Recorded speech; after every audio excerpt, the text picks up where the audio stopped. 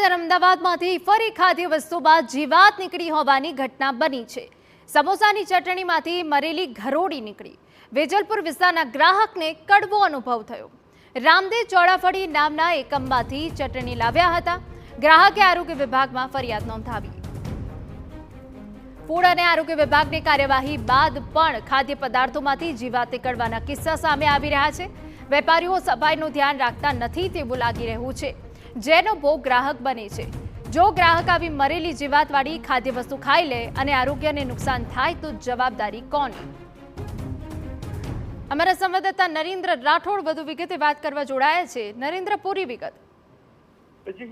છેલ્લા કેટલાક દિવસોથી વારંવાર આ બાબત જોવા મળી રહી છે કે અમદાવાદના જે વેપારીઓ છે કે જેઓ ખાણીપીણી સાથે સંકળાયેલા છે એ યોગ્ય સ્વચ્છતા અથવા તો જે હાઇજીન ફૂડ રહે એના પર ધ્યાન ના આપતા હોય પ્રકારના વારંવાર બનાવો સામે આવી રહ્યા છે। એવો જ બનાવ આ વેજલપુર વિસ્તારમાં આવ્યો છે કે જ્યાં રામદેવ ચોળાફળી આવેલું છે અને આ યુનિટમાંથી એક ગૃહિણી સમોસા લઈને આવી હતી। સમોસાની જે ચટણી છે એમાંથી મરી ગયેલી ગરોળી છે એ મળી આવી છે અને એના જ કારણે એ મહિલા દ્વારા તુરંત જ આરોગ્ય વિભાગમાં ફરિયાદ કરવામાં આવી હતી। આરોગ્ય વિભાગની ટીમ પણ અત્યારે હાલ જે રામદેવ ચોળાફળી છે ત્યાં તપાસ કરી રહી છે અને એમને આ ગંભીર બેદરકારી બદલ દંડ પણ ફટકારવામાં આવશે અને એ સિવાય યુનિટ પણ સીલ કરવામાં આવશે।